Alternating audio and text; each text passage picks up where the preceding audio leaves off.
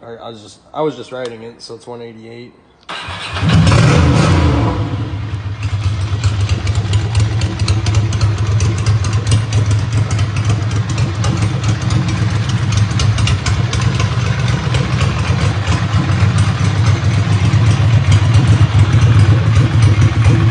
I always go to my light on bright.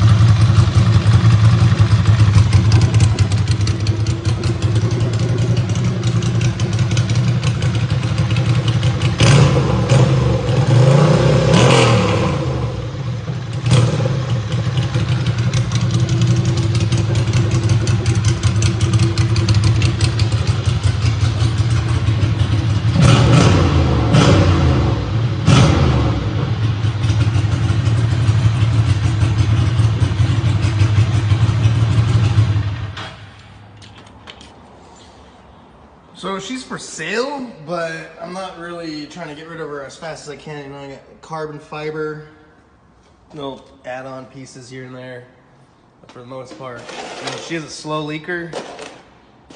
Maybe need to get a new head gasket or something, but for the most part, man, she is definitely a beauty and a fun bike to ride. When sitting next to a Harley, she sounds like a cousin.